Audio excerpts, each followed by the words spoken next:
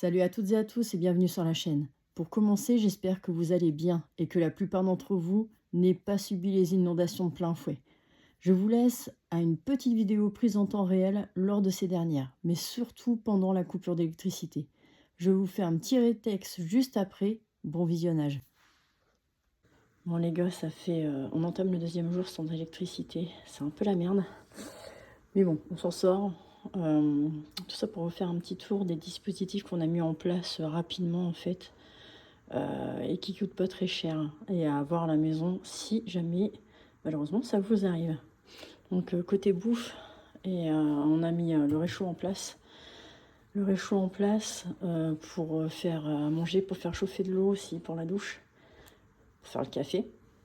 Un des systèmes D pour faire le café. Et après on a privilégié tout ce qui était jetable. Donc les couverts en carton, là j'ai ressorti les assiettes et les bols en carton. Ça évite de consommer de l'eau pour faire de la vaisselle. Donc, petit système tout simple, pas trop cher à mettre en place. Bon, je sais pas si on va très bien le voir. Pour la douche, il n'y a rien de stupéfiant. En fait, on s'est servi de la douche de camping. Donc, on remplit au fur et à mesure. On fait chauffer l'eau dans la cuisine. On la remplit. Là, j'ai utilisé les dernières gouttes ce matin, qui étaient froides. Et on s'est servi de ça. Bon, bah, comme douche d'appoint, on peut faire la petite toilette. Autrement, bah, c'est toilette à la bassine. Hein. Et après, bah, pour ce qui est sanitaire, faut pas oublier que on utilise énormément d'eau. Hein. On utilise énormément d'eau pour les sanitaires. On a fait à l'ancienne. Donc, c'est que tout le monde faisait sa tournée de pipi et popo. Et puis après, avec la bonne vieille bouteille d'eau. Donc là, c'est la bouteille d'eau qu'on a remplie avec l'eau du récupérateur d'eau du jardin. Et puis, ben, on faisait comme ça. Après, voilà un peu ce qu'on a mis en place. Le petit panneau solaire pour recharger éventuellement les portables et puis un petit peu la console de jeu pour pas trop s'ennuyer. Avec la petite Game Boy. Ça, je vous avais déjà fait une revue dessus. C'est le chargeur de batterie, mais qui sert aussi d'accu pour recharger les lampes, pour recharger les portables aussi. Donc c'est un super système, il est super polyvalent. Il y a la petite lampe, mais on s'en sert pas. Mais il a servi énormément pour recharger les portables. Après, les batteries de secours, comme d'habitude, les powerbanks. Pour avoir un peu d'infos, pareil, petite radio à pile qu'on connaît tous. Donc ça permet d'écouter un peu les infos et savoir ce qui se passe, surtout les radios locales, pour savoir ce qu'il en est des inondations et savoir si les routes se dégagent. Bon, après, pareil, la petite radio à dynamo, par un petit peu éventuellement, on s'en est pas servi, on s'en est servi pour écouter la radio, mais pas pour recharger ou quoi que ce soit, mais voilà, s'il faut, elle est toujours dispo. Donc à manivelle et à pile, hein. Lampe aussi. Et puis après, ce qu'on s'est servi beaucoup, c'est la lampe frontale. Parce que quand vous faites à manger, bah, c'est toujours pareil, il faut avoir les mains dispo. Et ça, je sais plus sur quelle chaîne. Je crois que c'est Léo qui avait posté ça aussi. Ça, c'est un super système. Alors, c'est pas à pile, ça a rechargé hein, par USB. Mais ça peut vous faire lampe et ça peut vous faire petite lampe d'appoint aussi. J'en ai acheté pas mal et en fait, il s'avère que c'était super pratique. On en a posté un petit peu partout. Donc, ça permet d'avoir de la lumière constamment. Comme vous avez pu le voir, on a mis quelques petits systèmes en place qui, je dois dire, nous ont bien aidés. Ce sont des tout petits dispositifs que tout le monde devrait avoir à la maison ou même en appartement. Énormément de personnes ne pensent même pas avoir un réchaud, une simple lampe torche à domicile, alors que ces simples outils peuvent vous être grandement utiles. Passons au débrief de la vidéo. Les premières problématiques que vous allez avoir, c'est l'électricité et l'eau. Plus d'électricité, ça veut dire plus d'éclairage, plus de sources d'information via la télé, l'électroménager qui ne fonctionne plus, comme le lave-vaisselle, la plaque de cuisson, la machine à laver, plus de moyens de charger votre portable, et même si quelqu'un en doute encore, qui dit plus d'électricité, dit plus d'eau au robinet. Alors pour notre part, on a eu de la chance, on n'a pas été touché par les inondations. On a plutôt été touchés directement par la panne d'électricité et indirectement par les inondations. Une des premières choses qu'on a mis en place, c'est la radio à pile. On l'a calée sur une radio locale pour rester informé de tout ce qui se passait aux alentours. On a utilisé aussi les réseaux sociaux, surtout Facebook, car notre mairie mettait souvent des publications. Bien entendu, on a utilisé les portables avec parcimonie. On préférait les garder plutôt pour joindre nos proches au cas où et appeler les secours si besoin. Ça a été vraiment sporadique, hein. C'était vraiment un coup d'œil via les réseaux sociaux pour voir si on avait des publications et ça s'arrêtait là pour économiser la batterie. Autre système qu'on a mis en place, c'est les powerbanks. Charger, c'est mieux, hein. Pensez à vérifier si elles sont chargées. Moi, je les vérifie à peu près une fois par mois, parce que dans ces cas-là, vous êtes bien content de l'avoir. Qu'est-ce qu'on a fait aussi, c'est quand on faisait les trajets pour aller au boulot, on profitait, pour les recharger et recharger en même temps les portables. Autre chose qu'on a mis en place, c'est le mini panneau solaire. Bon alors ça recharge pas des masses, mais bon ça a fait l'affaire. Le booster de batterie de voiture, ça nous a super bien servi. Il a rechargé, la plupart des appareils.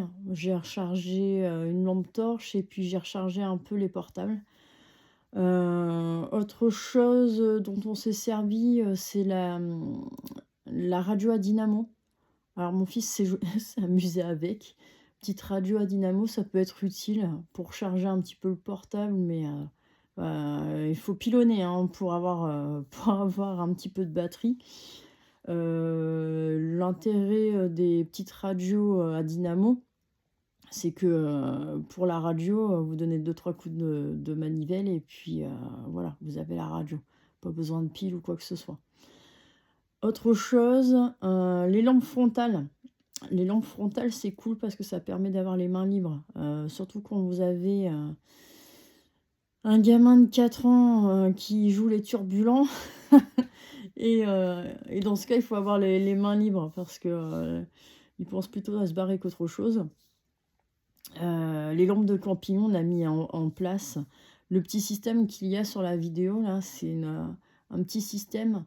Si je me souviens bien, il y a Léo, qui a mis ça, sur Instagram. Il y a le même système, c'est une petite lampe que vous pouvez trouver, pour, 2-3 € à Action.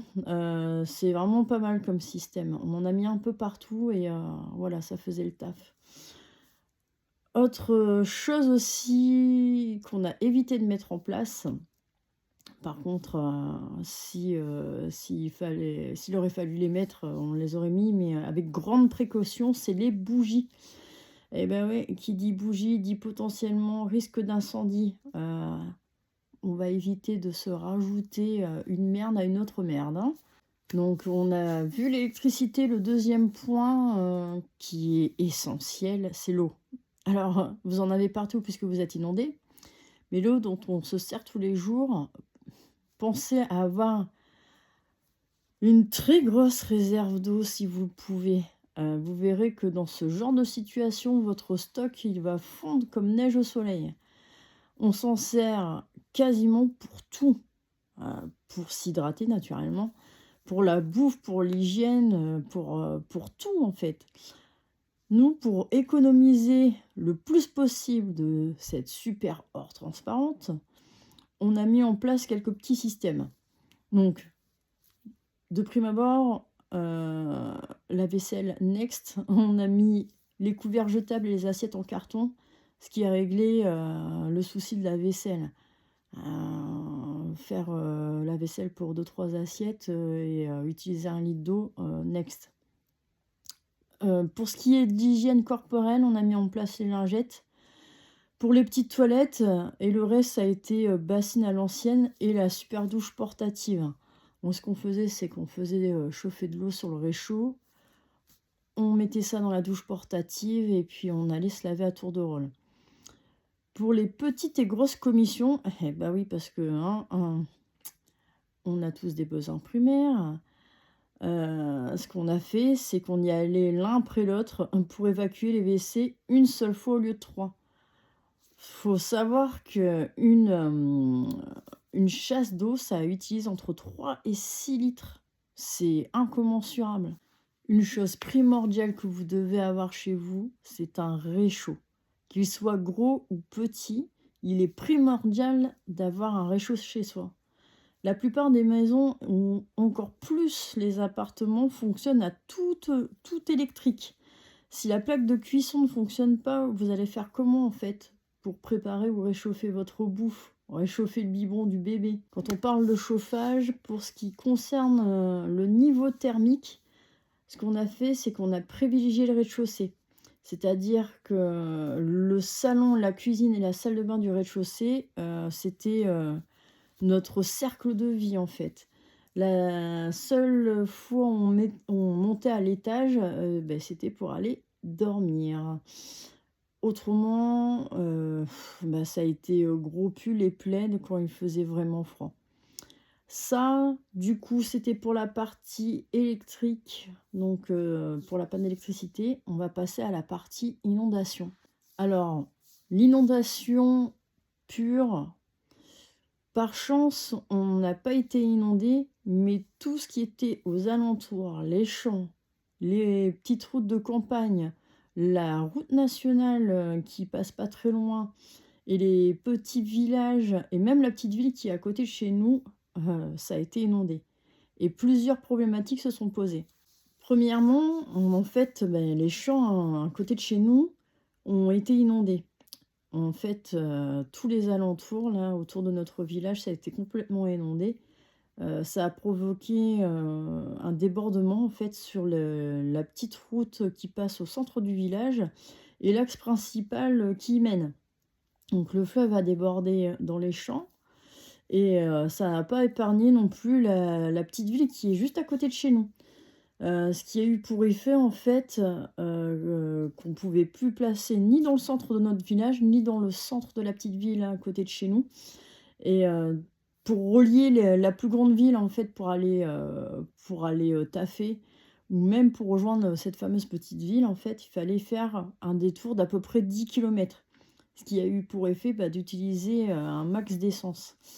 Deuxième problématique, ça a été l'approvisionnement des stations essence et des supermarchés.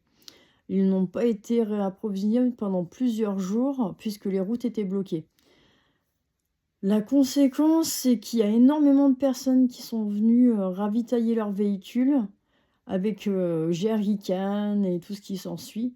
Ce qui a eu pour effet, en fait, que la station-service du coin a été rapidement à sec. Moi, je me souviens que j'ai fait le plein avant les inondations. Et heureusement, parce que j'ai pas pu le faire après, dans les jours qui suivaient. Pour ce qui concerne les supermarchés, enfin le supermarché de la ville, ainsi que les 2 supérettes aux alentours, ils ont été complètement dévalisés. Quand je dis complètement, fallait voir ça, quoi. C'était pire que Katrina, le machin. Enfin, peut-être pas pire, j'exagère, mais tous les produits de première nécessité, en fait, il y en avait pratiquement plus. En gros, si on avait besoin de quoi que ce soit, il fallait faire 20 à 30 km pour aller à la plus grande ville, en fait. Ce qui nous a aidés, pour ce qui est des déplacements et du réapprovisionnement de carburant, c'est que quoi qu'il arrive, on a toujours un demi-plein dans chaque véhicule, plus quelques jerrycans en stock. On a profité aussi pour refaire l'appoint quand on allait travailler dans la grande ville, la grande agglomération la plus proche. Pour ce qui concerne l'alimentation et l'eau, on a toujours du stock à la maison. À peu près 1 mois, 1 à 2 mois de stock. Donc, ce qui nous a évité de bouger pour aller se réalimenter. Et qui a aussi eu pour effet de ne pas rajouter une problématique déjà à la problématique en place. Un autre problème qui s'est posé, c'est que tous les commerces à proximité, donc la petite ville qui était à côté de chez nous et les petites supérettes qu'il y avait dans notre village, ils étaient comme nous, ils étaient sans électricité. Donc la chose à avoir à la maison, c'est un peu de cash. Faut avoir du cash à disposition, parce que quand vous devez payer quelque chose, si l'ACB elle fonctionne pas, ben, vous êtes comme un 1. Et nous, s'il fallait utiliser la carte bleue, c'est toujours pareil, il fallait faire 30 bornes pour atteindre la première grande ville qui, elle, avait d'électricité pour payer en carte bleue. Donc négligez pas ce côté, ayez du cash sur vous et un petit peu à la maison aussi. Voilà les dispositifs qu'on avait mis en place pour un peu plus de 48 heures. Si cela avait duré plus longtemps, évidemment, on aurait mis d'autres dispositifs en place. Voici pour cette vidéo. N'hésitez pas à laisser un commentaire ou vos questions. N'hésitez pas non plus à passer sur la page Instagram où vous verrez notamment d'autres articles. Prenez soin de vous. À plus pour une prochaine vidéo et n'oubliez pas, restez préparés. Salut à tous.